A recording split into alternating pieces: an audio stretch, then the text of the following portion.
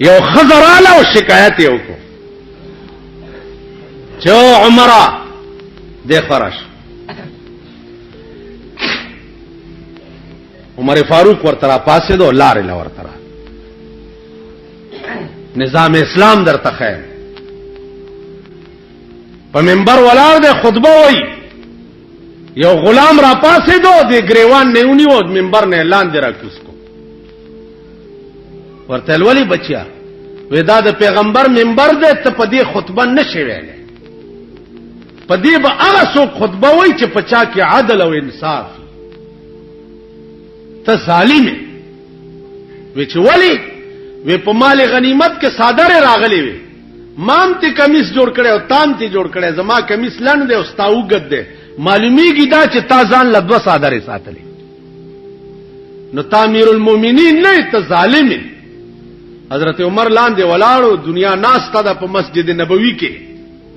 او زوی راوغختو چې بچیا زما دا کمیس وګدواله جوړ دی پلار ما یو خپل صادرم تعالی درکړ چا غلام ته دا خبر وکړه ورته زو سوخه ج منبر ته خطبه شروع دیته وی نظام اسلام چا امیر المؤمنین ته وی چې عمر فاروق د فرش پمنډه ولا رات ماشومې غېږ کې ورته لو عمر په دې مې پوهه کا چې دا قران یوازې زمونږ د لپاره قانون دی او کستاوم دی عمر فاروق ورته دار چا د لپاره دی ارچا د پاره ورچا د پاره دی وې زما د غي کې استا امانت ده استازوي ما سره زنا کړي دا دغه نه پیدا وې چې خاوې وې زبي بي په مخه ده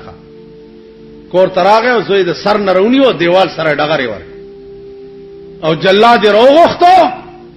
وې زما قانون دا ده د قران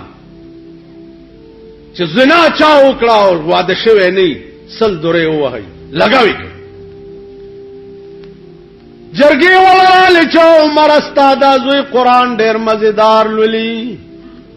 خدای د پاره معاف کا عمر فاروق ورته وی د قوم بچی می چره معاف کړي نه دی والله کزوی معاف کما امیر المؤمنین ورته ولار دی او زوی سل دوره لگاو او چې سلمه دوره ولګول راو غرزیدو لته ټکولې راغه په دې مخې ورته لاس وال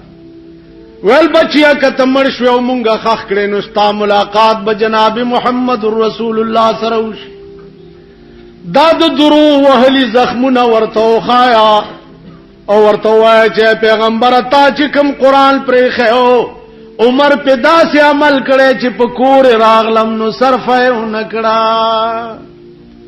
لکه سات چې تیر شه ان لله و انا الیه راجعون